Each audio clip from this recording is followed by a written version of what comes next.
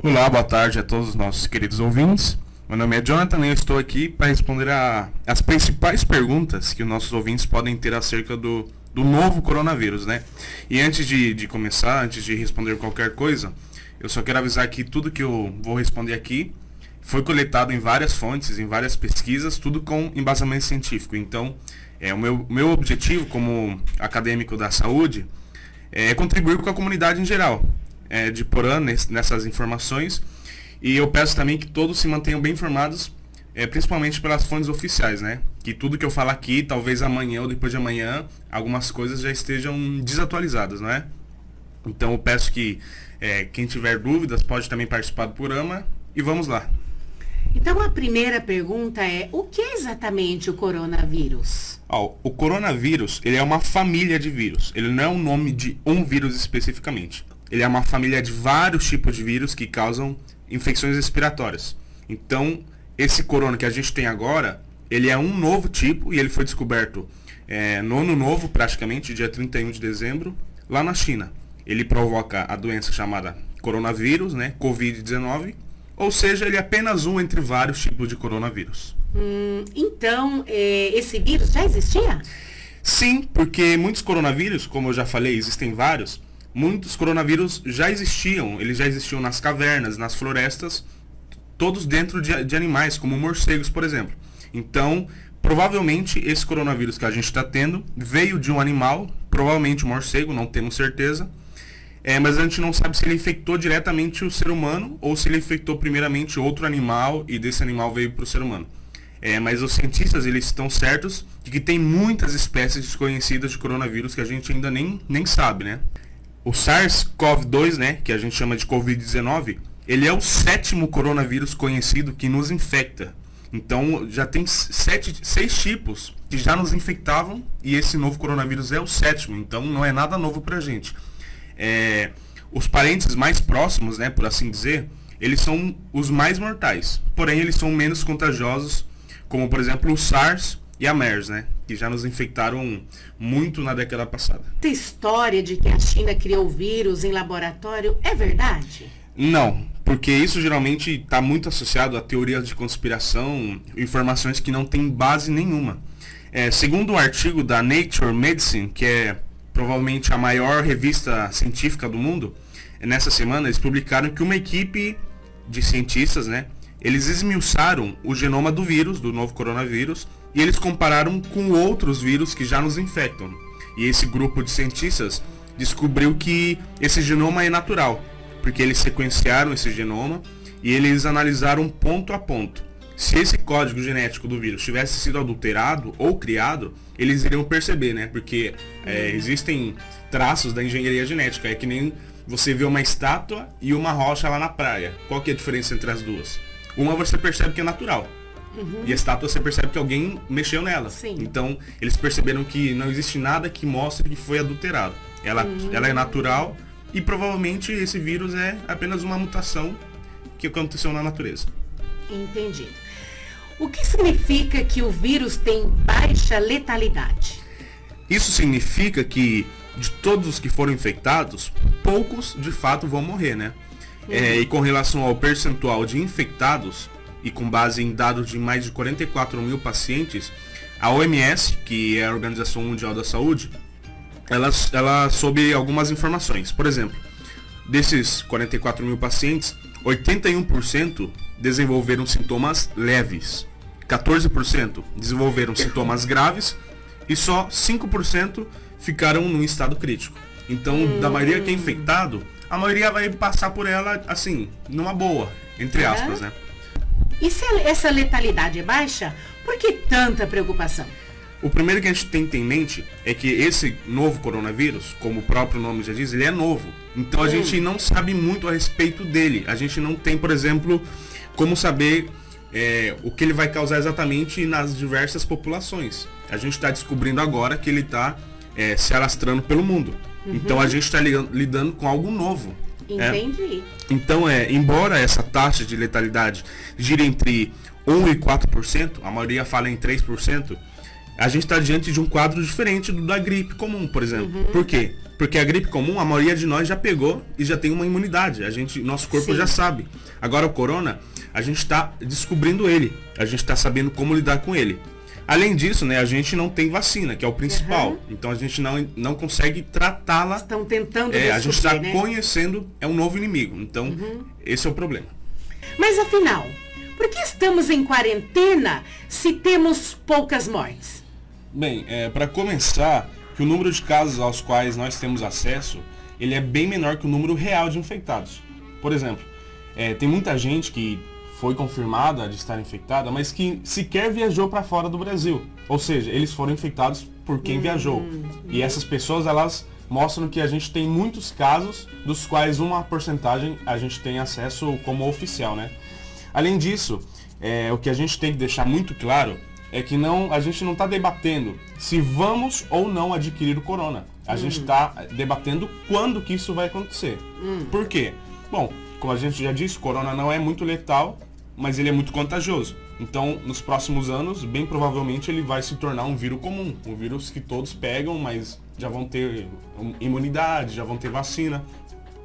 Então, o que vai acontecer é que a gente quer adiar essa contaminação. A gente quer que isso seja mais distribuído ao longo do tempo. Existe um gráfico que foi publicado nesta semana pela Universidade Imperial de Londres, né, uma das mais importantes do mundo. E nesse gráfico existem algumas curvas e eles mostram que quais atitudes a serem tomadas vão diminuir a curva. Então a gente tem um termo chamado achatar a curva. Quanto mais achatada a curva fica, né, quanto mais reta, melhor, porque a gente vai ter menos mortes. Entendi. E que a Itália, por exemplo, ela demorou muito para tomar as atitudes e a curva dela está muito acentuada. Por isso que a gente tem tantos mortos. E só mostra que o número de mortos na Itália só vai piorar cada dia. A Espanha, por exemplo, já se calcula que ela vai ter números maiores de mortes que na Itália. E no Brasil também se calcula que a taxa de aceleração de mortes também vai ser maior que o da Itália. Então, quando alguém pergunta, peraí, mas a gente só tem 10, 20 mortos, por que todo mundo tem que parar? É justamente para isso, a gente tem que desacelerar a velocidade de contaminação.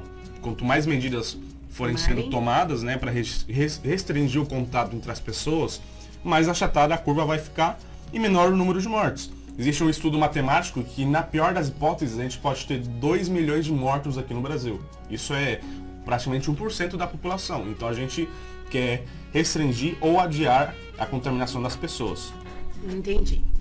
Eu recebi um áudio dizendo que já existem vacinas. É verdade? Sim e não.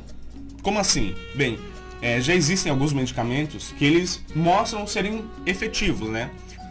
Mas a gente não tem nada conclusivo e bem testado por enquanto. Então esse é o problema. A gente tem alguns remédios promissores, mas que não existe nada que comprove que exatamente esse é o caminho.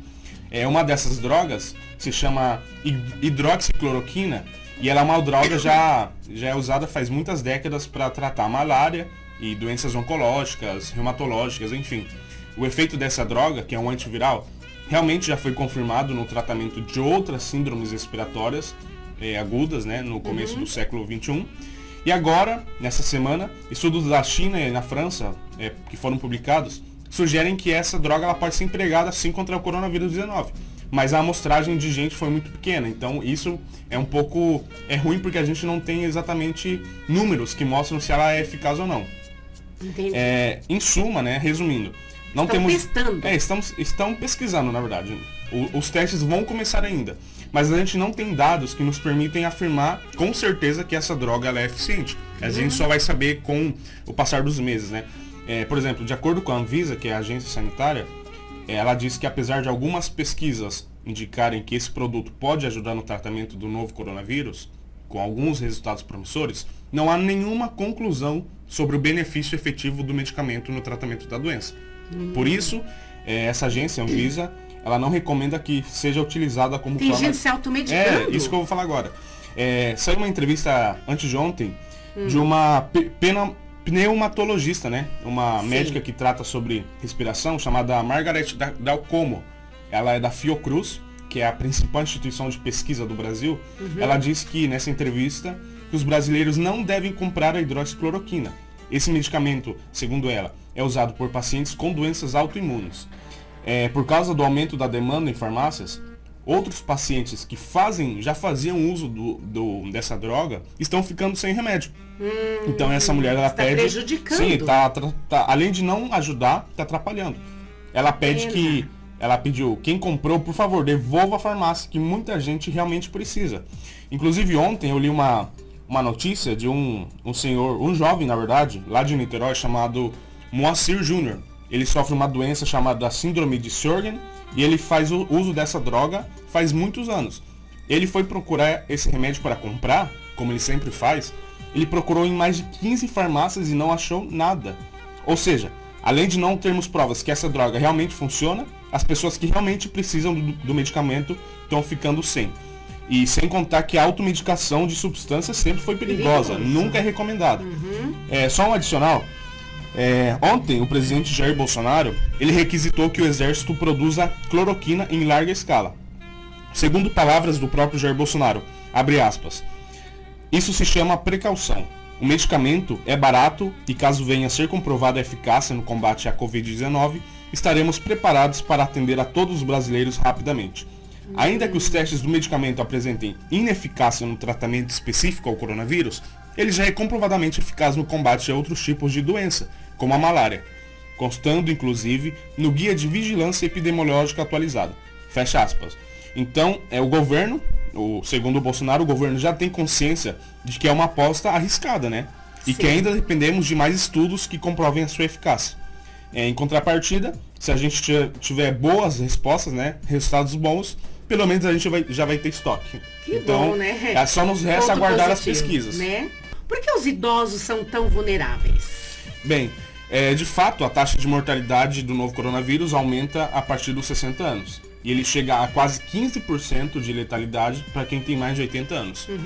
Bom, tem dois principais motivos. Primeiro, a imunidade a partir dos 60 anos, ela vai caindo, ela vai perdendo a força. O que deixa a pessoa mais suscetível a algumas doenças e também com uma capacidade comprometida de lutar contra infecções. Será por isso então, é algo natural, né? Quanto mais velho, a pessoa fica mais frágil. E a segunda hipótese, ou motivo, existem as chamadas comorbidades. Ou seja, a chance de alguém com mais de 60 anos ter outros problemas como asma, diabetes, pressão alta, problemas cardíacos, entre outros, é maior. Principalmente isso aí, eu acho, sim, né, então? Isso gera um peso adicional no corpo na hora de lutar contra um novo vírus. Então, um idoso de 85 anos que já tem vários problemas, ele já pega mais o corpo não dá conta. Não aguenta. Então, por isso que as taxas de mortes entre os mais idosos são muito altas. Por isso, na Itália, será que chegou essa mortalidade tão alta? Esse é um dos motivos, né? Que lá é uma população bastante idosa. Lá são vários fatores que se juntaram. Por exemplo, na demora de tomar atitudes, na demora de fechar estabelecimentos, escolas e também a higiene. Existem relatos de médicos chineses que estão lá ajudando e dizem que a população não levou muito a sério no começo e agora está pagando o preço. Que pena, né? Antes disso, eu quero deixar claro, como eu já falei no início, que eu estou aqui para divulgar informações que não foi eu que inventei. Eu estou repassando de fontes oficiais, fontes seguras, científicas, né? Como um acadêmico de medicina na Universidade Pública, na Universidade Federal, eu tenho o dever de retribuir com informações a quem paga os impostos e mantém a Universidade Pública. Só complementando a última informação, a conclusão que nós temos até hoje, é que não existe nenhum medicamento, nenhuma substância, infusão, óleo, vitamina, nenhum alimento específico ou vacina que possa prevenir ou tratar a infecção pelo novo coronavírus. Isso vale para todas as fake news envolvendo chá quente, vitamina C, vitamina D, álcool, entre outras. As vacinas levam uma média de 10 anos para superarem todas as etapas e chegar à população. Só a título de comparação, uma das vacinas mais rápidas foi da Ebola. Ela começou com testes em 2014 e só foi aprovada no ano passado, em 2019. Portanto, a gente não pode depender disso. Nosso melhor remédio é a contenção. E vale alertar aos nossos ouvintes... Uma boa alimentação, também, né? Isso a gente vai falar daqui a pouco. Mas aos nossos ouvintes, lembrem-se que não tomem antibióticos. Muita gente não tem contato com a biologia, mas pode não saber. Os antibióticos servem para bactérias e a gente está lidando com o vírus. O vírus, ele geralmente é mais infeccioso, quase todo vírus é um parasita e ele é muito menor que a bactéria. Então, vamos para a próxima pergunta. Isso. A seguinte pergunta é: por que não ouvimos quase relatos de crianças infectadas? Essa também é uma constatação que procede. Muita gente percebe isso e tem razão. No surto da SARS, que aconteceu entre 2002 e 2003, e também foi uma variação da família coronavírus e que também veio da China, não houve nenhum registro oficial de crianças mortas. Houve quase 1.000 óbitos, então elas realmente têm uma taxa de letalidade muito baixa. Existem algumas hipóteses, então eu vou falar algumas. Primeiro, as crianças têm um sistema imunológico mais forte e isso leva a menos complicações e, consequentemente, menos diagnósticos fatais. Então, às vezes, a criança pega, mas leva numa boa. É mais fácil de tratar. Outra hipótese é que o risco do surto, na época, coincidiu com o período de recesso escolar. E isso expunha menos as crianças, Exato. E outra hipótese é que pode ser que o coronavírus seja um rol de vírus com sintomas mais brandos em crianças, como a catapora, por exemplo, né? Que quanto mais velho é pior. Sim. Isso gera uma menor detecção formal pelo sistema de saúde. Lembrando a todos, isso eu respondi agora há pouco numa ligação da Clarice, a maior parte das crianças é assintomática. Ou seja, as crianças podem carregar o vírus, podem estar infectadas e não apresentar sintomas claros. Isso pode causar o quê? Pode causar um relaxamento e um descuido em relação ao distanciamento social. Isso faz com que a criança prolifere o vírus, mesmo sem ela estar apresentando um quadro clínico. Sério? Por isso, principal, mães de crianças, evitem colocar bebês e crianças em geral em contato com os mais idosos. Isso pode levar a uma contaminação e provavelmente a uma morte. Então, os idosos já têm que ficar isolados e da família toda. E principalmente de crianças. Animais de estimação podem ser infectados ou transmitir o vírus? A resposta é sim e não. Como assim? Os cachorros e gatos, por exemplo, eles podem contrair um tipo de coronavírus. Ou seja, é um tipo específico da espécie deles. Essa variação que infecta eles não tem nada a ver com o Covid-19 que a gente está pegando. E ele não é transmitido para nós, seres humanos. Então, por agora, a gente não tem evidências de que os pets, né, os animais de estimação, estejam adoecendo pelo novo coronavírus e nem que eles sejam capazes de propagar a doença. Isso significa o quê? Que você pode ficar tranquilo em relação ao seu animal, né? Mas sempre lembrando que... Não deixa ele ficar saindo também, né? É melhor deixar ele quietinho, né? Você pode abraçar ele e tal e ficar tranquilo. Mas lembrando que a higiene independe do corona, né? Importante. Ficar beijando o cachorro, ficar não dando banho nele, aí não tem nada a ver com corona. Isso daí é falta de higiene mesmo. É outro assunto. Bom, as pessoas que praticam atividades físicas devem dar uma pausa? Se depender das academias, sim, né? Porque praticamente todos os estabelecimentos públicos que aglomeram pessoas tiveram que fechar. E diante desse cenário, só são duas opções caso a pessoa não queira permanecer em sedentarismo. Primeiro, ou ela faz atividades ao ar livre, ou segundo, faz em casa. No primeiro caso, né, no caso de fazer ao ar livre, não tem grandes problemas em sair de casa para se exercitar. Mas o problema é o quê? É o contato com as pessoas e com objetos públicos. Por exemplo, corrimãos, torneiras, coisas que todo mundo toca, são de grande risco, né? Sim. Se essa pessoa ela optar por sair para caminhar ou para correr, é melhor optar por horários e lugares com pouca ou nenhuma circulação. Já se ela quiser se expor menos, né? Se ela quiser optar por fazer exercícios em casa, existem vários educadores físicos e personal trainers que eles estão postando na internet de graça. É como aproveitar o espaço caseiro, né? Existe até, vou deixar uma recomendação, digitem lá na internet, Projeto Viva Bem. Ele dá dicas de como você aproveitar, quais exercícios você pode fazer para você manter o ritmo. Para ser sincero, em cidades grandes, né, a opção de sair ao ar livre ela é praticamente inviável. Ninguém nem sai de casa e tá até proibido, né? Mas em cidades bem pequenas, como é o nosso caso, ainda é uma opção. Não sei se é recomendado, mas ainda é uma opção. Aí vai depender se a pessoa se sente confortável saindo de casa, né? Às vezes as pessoas até sairiam, mas preferem ter um pouco de medo. Bem, vamos à próxima pergunta. Quais são os sintomas e o que uma pessoa deve fazer ao perceber que está apresentando esses sintomas? Essa é uma das perguntas mais importantes. Bom, os sintomas básicos são febre baixa, tosse, dor de garganta e coriza. Esses são basicamente os sintomas da gripe. Nesse caso, né, a recomendação é repousar em casa e isolar-se das outras pessoas que convivem com ela. Depois, se esse quadro ele persistir, aí você vai ter que procurar um posto de saúde, né? Preste atenção, posto de saúde. Uma informação que todos devem compartilhar é esta, ó. Se os sintomas forem apenas leves, não procure um hospital. Não procure um hospital se você apenas tiver uma tosse, uma dor de garganta.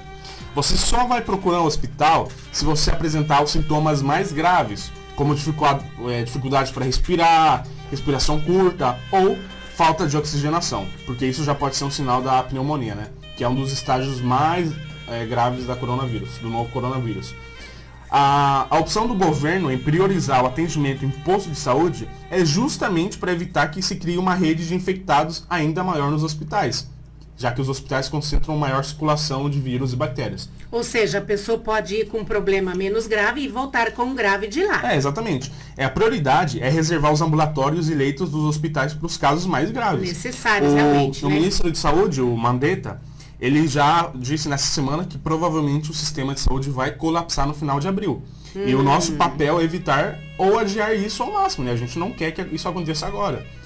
Por exemplo, muitas pessoas que não teriam necessidade de ir ao hospital poderão tirar vagas de pacientes que sofrem de outras coisas, né? Como traumas, como enfermidades graves. Imaginem comigo, um cidadão que sofre uma queimadura de 3º grau. Ele precisa de ir para o hospital. Aí ele chega no hospital e não pode ser atendido porque outra pessoa que está com uma tossezinha está lá ocupando o leito. Aí essa pessoa morre, né? E esse caso que já está sendo analisado, esse tipo de casos de pessoas que vão morrer por coisas que não deveriam morrer, uma pessoa com queimadura, ela pode ser muito bem atendida no hospital. Sim. Então, esse caso de colapso do sistema de saúde com casos que não são graves é o pior cenário que poderá acontecer com o nosso SUS. E com o sistema privado também, porque os hospitais privados também não têm estrutura. Conta, né? Não. Quais são as diferenças entre os sintomas do resfriado comum, da gripe, do novo coronavírus e de uma alergia? Prestem bem atenção, gente, porque tem gente que achando que qualquer dorzinha de garganta, qualquer nariz correndo já pensa que é o coronavírus. Para começar, é bem diferente os sintomas. Vamos ver? E depois vamos ouvir uns temas musicais mais. Primeiramente, que as alergias geralmente são crônicas, né? A pessoa leva para a vida inteira e elas não têm uma duração definida. Os sintomas são geralmente moderados, então a pessoa tem sinusite, enfim. Depois, resfriado, ele tem um início gradual, ele começa leve e vai ficando um pouco mais grave, mas ele dura de 3 a 5 dias e não tem complicações mais graves. A gripe, que é um pouco mais forte, ela dura tem mais ou menos 5 dias e ela já começa bem intensa, né? Ela já começa bem forte, a pessoa no primeiro, segundo dia já está de cama com febre. E dura mais ou menos uns 3 dias essa febre. Por último, a Covid-19, que é do que a gente está tratando, ele começa com sintomas suaves, que podem durar de 3 a 25 dias. Nossa! E depois disso vai evoluindo até chegar em quadros mais graves, né, como a pneumonia, por exemplo. Ou seja, as pessoas podem pegar o vírus e só vai manifestar daqui uma semana. Então, essas são mais ou menos as diferenças. A diferença tem a ver com o tempo de duração e com a intensidade. E os sintomas não são iguais, como se diz, não, né? Não. Que nem eu já disse, né? Às vezes eles se confundem. Por quê? Porque uma pessoa com um sistema imunológico fraco, ela pode contrair mais um vírus ao mesmo tempo. Isso vale a pena. Pessoas que têm um sistema muito fraco, idosos, que nem a gente já reiterou, elas podem ter, por exemplo, uma gripe ou corona. Aí vai ter sintomas muito parecidos e aí vai complicar mais a saúde. Então, quais são as melhores formas de prevenção, Johnny? Olha, o que eu vou falar agora é como chover no molhado, porque todo momento essas dicas estão sendo passadas nas mídias, compartilhadas nas redes sociais, mas nunca é demais a informação. Primeiro, lavar as mãos com frequência é básico e é o que vem sendo apontado como mais eficaz, né? Sim. Isso é o que mais resolve. Lavar bem, né? Isso. Tem que ser uns 20 segundos. 20 a 30 segundos. Muitos não sabem se usar sabão ou álcool em gel. Muitos estão perguntando isso na live, né? Bem, a diferença é a seguinte. Ambos, eles são eficientes. Ambos são bons, ambos te protegem dos vírus. Porém, eles são para ocasiões diferentes. Sim. Então, por exemplo, tem gente morrendo de preocupação porque não encontra o álcool gel, né? Porque não está encontrando mesmo. E quando encontra está muito caro. Mas em casa, como fazer? Antes disso, por que os dois são eficazes? Principalmente o sabão. O vírus, ele tem uma camada lipídica chamada envelope viral. O sabão, o que ele vai fazer? Ele vai se unir e ele vai destruir essa camadinha de gordura e quando você lava a mão com água, ele vai embora. Ele meio que morre, entre aspas, né? E vai embora. Essa é a vantagem do sabão. Sim. O álcool em gel você lava e ele fica ali, o vírus. Você pode até destruir, mas ele fica ali. Você não lava, ele não manda ele embora, você não se enxágua, entre aspas. Mas a questão é a seguinte, o álcool ele também desidrata as proteínas que o vírus usa, né? Que ele precisa. Ou seja, no fim das contas, tanto o sabão quanto o álcool funcionam e te protegem dos vírus. Mas como eu já disse, eles são para ambientes distintos. O álcool em gel, você usa quando? Quando não tem possibilidade de lavar as mãos com água e sabonete abundantemente. Ou seja, quando que você vai usar? Na rua, no ônibus, no banco, etc. Né? Lugares públicos. Você está falando muito de fabricar o álcool gel. Isso procede? Procede, mas não existem fontes que comprovam que ele funciona e muito menos eficaz. Que ele não vai dar consequências. Porque eles são feitos com especialistas, com engenheiros químicos, com pessoas em laboratório, em indústria. Então, ele tem todo um jeito certinho de fazer. Então, deixamos isso para os profissionais e quem entende. Qual que é a diferença, complementando? O álcool em gel você usa na rua, quando você não pode lavar as mãos, e a água você usa em casa, o sabão. Pensemos no álcool em gel como se fosse um guarda-chuva, né? Quando está chovendo, você usa guarda-chuva na rua, porque é o que ali vai te proteger, é o melhor que você tem fora de casa. Mas quando você chega dentro de casa, debaixo do teu teto, você vai usar um guarda-chuva dentro de casa? Não, você vai deixar ele guardado e vai usar o que você tem em casa, que é um teto. No caso, é uma pia com água e um sabão, um sabonete, enfim. Ou desinfetante também serve. Desinfetante. E uma questão que estão perguntando. Sobre o álcool, já que não está encontrando gel e se fabricar não se garante a eficácia, o álcool líquido, o álcool normal, existem alguns fatores, ou seja, tem vários tipos de álcools. Qual seria o mais indicado nesse caso quando não consegue o gel? Bom, a gente tem principalmente 3 tipos, né? Aquele de 40, de 70 e de 92, mas o de 92 não se pode mais comercializar e abaixo de 70 é muito fraco. Então o mais comum que você vai achar e que é o que funciona é o 70, mas para passar nas mãos é melhor usar o sabão em casa. Sim. E se você for usar álcool líquido, use para limpar superfícies, para limpar o chão, enfim. Lembrando que você não vai passar na roupa, né? Não é necessário. Na roupa você lava com sabão em pó, enfim. Sim. Depois, quais outras formas de prevenção?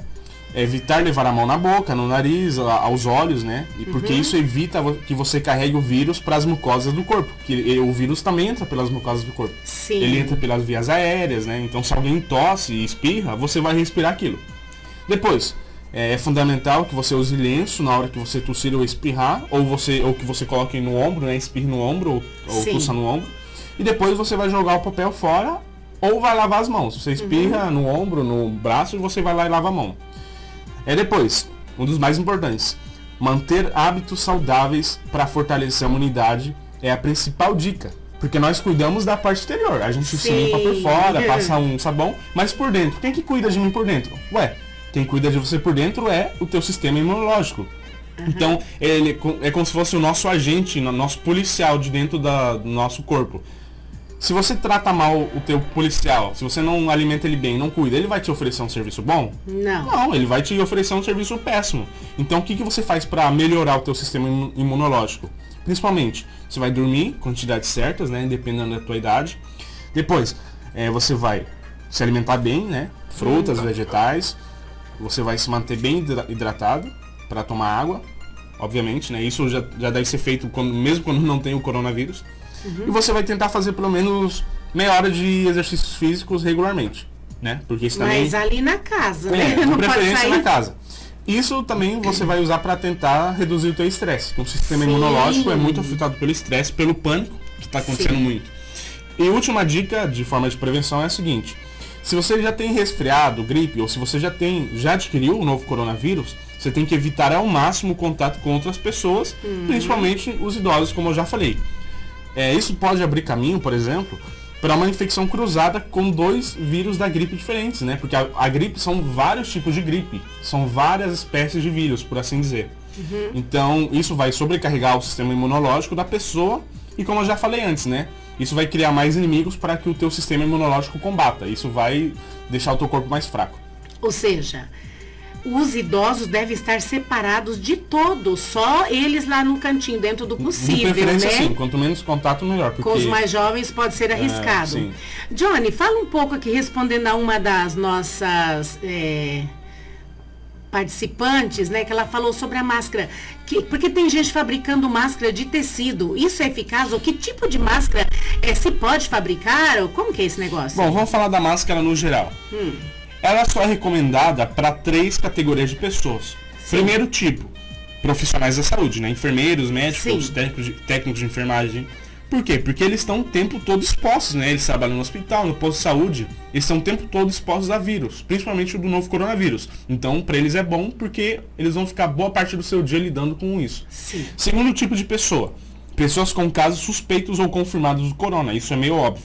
Então, se a pessoa suspeita ou já tem alguns, já foi confirmado, ela vai usar para proteger os outros. Para proteger os outros. Já que Sim. ela já está contaminada, ela usa para evitar tossir ou respirar o mesmo ar das pessoas sadias. E o terceiro tipo são as pessoas que convivem ou que cuidam dos que já têm o vírus. Isso é muito importante, porque a pessoa às vezes... Por exemplo, o pessoal dos supermercados, das farmácias estão usando, porque eles têm contato com eles muita têm contato gente. direto e eles talvez tenham contato com infectados e nem saibam. Então eles têm que usar e entra no mesmo... Esse terceiro tipo de pessoa entra lá no dos profissionais da saúde, né? Sim. Pessoas que convivem ou que cuidam de quem já tem o vírus ou de quem é suspeito. Se você suspeita que o teu pai tem corona, você vai usar, quando você estiver perto dele, você vai usar a máscara. E que tipo de máscara? Porque querem saber que tecido, de Ó, que material é o ideal. O ideal é você não procurar, você não vai precisar fabricar e nem comprar. É o seguinte, para o resto da população, se você não se encaixa em nenhum dessas 3 tipos de pessoas, você vai ficar longe de máscara. Você não vai comprar, você não vai tentar fabricar, que é pior ainda. E você vai ficar apenas se protegendo com a higiene, lavando a mão e isolando. Por outro lado, se você, ouvinte, se encontra dentro dessa categoria, dentro dessas pessoas que cuidam de alguém, ou que é profissional da saúde, ou que você suspeita de que tem o vírus, o que você vai fazer? Você vai comprar uma máscara cirúrgica, né? Você não vai fabricar nem nada, você vai adquirir algo que já vem pronto. Sim. Muitas pessoas vêm comprando máscaras ao redor do mundo, e o que está acontecendo? Tá Vai caindo a faltar pros quantidade outros. e quem precisa tá ficando sem. Ai. Então, às vezes, o governo tem que ir lá e comprar o estoque de uma loja para usar nos seus profissionais da Agora que saúde. precisar não vai encontrar. Exatamente. Então, uma pessoa usa, compra uma máscara para ficar dentro de casa. Beleza. E não precisa. Digamos que ela não precisa. Aí vai lá e para quem vai precisar, uma pessoa que vai ficar circulando, um gari, por exemplo, que precisa, ele vai ficar sem. E o preço sobe. Então, é uma pena, isso entra também lá no que isso é conscientização, isso né? entra também no que falamos lá sobre o remédio. Sim. As pessoas estão comprando remédio que nem tem base científica ainda, pode haver no futuro. E vai faltar para quem quem de fato necessita. Então, gente, sejamos conscientes, né? É a mesma caso... coisa de quem está indo no mercado e comprando tudo que tem lá e não está pensando que o próximo vai precisar também. Exatamente. Caso você esteja dentro do grupo que precisa, a OMS tem algumas dicas. Primeiro, antes de colocar máscara, você vai higienizar as mãos com água e sabão ou álcool em gel. Você vai cobrir a boca e o nariz com a máscara e você tem que se certificar de que não há nenhum espaço entre o acessório e o teu rosto. Você tem que evitar tocar a máscara enquanto você estiver usando. E caso você toque ela, você vai higienizar as mãos com água e sabão. Quando a máscara estiver úmida, você vai trocar ela por uma nova, tá? Você não vai reutilizar. Ela é como uma luva que você usa assim, descartável. Você usou, no fim do dia, lixo. E no lixo adequado também, não vai jogar no lixo da cozinha, por exemplo. E depois, na hora de remover a máscara, você tem que fazer isso por trás. Ou seja, você não tem que tocar na parte da frente do acessório. Descarte a máscara imediatamente numa lixeira fechada, que nem eu disse. Sim. E depois disso você vai higienizar as mãos com água e sabão ou álcool em gel. Sim, a máscara, ela não te protege 100%, né? Todo remédio de prevenção, toda forma de prevenção, ela diminui a probabilidade. Então, se você tinha probabilidade de 50% de transmitir, você usando a máscara, isso são números arbitrários, tá? Não é especificamente, mas de 50 você vai para 5, né? Enfim, usem a máscara, vocês que cuidam de idosos, vocês que circulam em lugares públicos, garis, atendentes de mercado, de farmácia, enfim, atendentes de posto de gasolina. A recomendação é prevenir. Eu quero só deixar aqui minha última consideração. O último recado que eu quero passar aos nossos ouvintes tem a ver com a disseminação de informações. Evitemos compartilhar notícias falsas. Fake news. As chamadas fake news. É muito fácil detectar uma fake news. Primeiro, você tem que verificar a procedência da informação. E principalmente você vai conferir em outras fontes se essa informação pode ser compartilhada, né? Então, se você lê uma notícia num site, procure em outros sites para ver se a informação bate, porque imagina, você vê um site lá meio duvidoso, tem uma informação, e você não acha isso em mais nenhum lugar. Então, a probabilidade de ser falso é muito grande. Depois, gente, vamos usar o bom senso, né? Porque a maioria absoluta das fake news, elas já vêm vestidas com cara muito suspeita. Por exemplo, áudios com pessoas que nem se identificam, não falam um nome, só ficam falando coisas aleatórias, qualidade muito duvidosa. Imagens e fotos com montagens, que nem outro dia que estava circulando uma foto supostamente do INSS falando que os idosos que estiverem circulando vão ter a aposentadoria cortada. Sim. Era uma montagem que relativamente estava muito bem feita, mas aquilo, usando bom senso, você percebe que é falso, porque o governo não pode fazer isso. Isso não faz nem sentido. Então você vai lá e pesquisa. Depois, textos com muitos erros ortográficos, textos que não tem termos técnicos, são, assim, você percebe que tem algo estranho, né? Depois, só passe as mensagens adiante, né? Só repasse se você tiver certeza daquilo que se diz na mensagem. E outro erro é quando você transmite uma informação que é confiável, porém ela está defasada ou ela é distorcida. Só um exemplo. Uma notícia que circulou dia 1º de janeiro, de fevereiro, ela representa a nossa atualidade? Não. Não, aquilo lá está totalmente desatualizado. Cada dia é algo novo. Exatamente. Então a notícia é verdadeira, ela é confiável, é de uma fonte confiável, mas ela não faz mais sentido. Não é atual. Então a notícia não vai informar, ela vai apenas reforçar algo do passado. A notícia tem que ser algo atual, tem que ser algo que reforce. Depois, por exemplo, uma notícia, uma informação que diz assim, gente, o corona tem uma letalidade baixa, então não precisa ficar em casa. Essa informação, ela é verdadeira, porque realmente a letalidade é baixa, mas ela está distorcida. Então você está usando de uma forma equivocada. E isso vai fazer o quê? Por exemplo, vai induzir a negligência. As pessoas vão falar, então realmente só morre 2, 3%, então vou partir ou sair de casa. Não, tá errado. Gente, temos que saber que o maior aliado do Covid-19 é a desinformação. E o pai da mentira já sabemos quem é. É o diabo. Então, por último, só atualizando números, né? O Brasil, segundo o Ministério da Saúde, já tem 1.209 infectados confirmados em todos os estados do Brasil. Ontem Paraná já teve faz tempo. Um dos últimos que não estava apresentando nenhum caso oficial era o estado de Roraima e ontem confirmou. Então temos em todos os estados do Brasil confirmados pelo menos um caso. Ou melhor, o último balanço, que foi ontem, já aponta que são 18 mortos no país, dos quais 15 no estado de São Paulo. Então o estado de São Paulo, como a gente já imaginava, né, é o centro comercial, o centro cultural, um dos centros turísticos do Brasil e que concentra a maior população absoluta, é o líder de casos, tanto que o governador Dória já colocou o estado de quarentena no estado. Então é de lá que vai sair pro resto do Brasil. Temos que nos cuidar.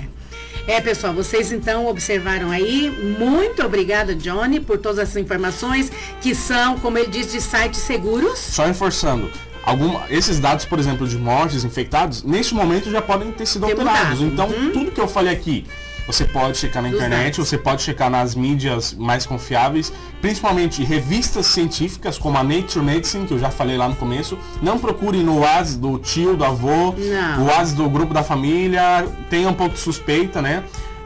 Pessoas que não têm muito conhecimento técnico das coisas e passam áudios adiante falando que já foi achada a vacina, que não sei o que, não confie. Principalmente nos grupos de igreja, da sociedade. E mesmo informações que são verdadeiras, vai conferir se aquilo ainda é verdade e se está atualizado. Então eu quero deixar meu agradecimento a todos os nossos ouvintes que nos acompanharam, tiveram paciência, né? Foram quase 20 perguntas e eu fiz uma pesquisa muito completa e aprofundada para mostrar que realmente a gente tem que se manter bem informado. Então, aqui vai meu agradecimento a todos e agora passo a palavra para Elizabeth.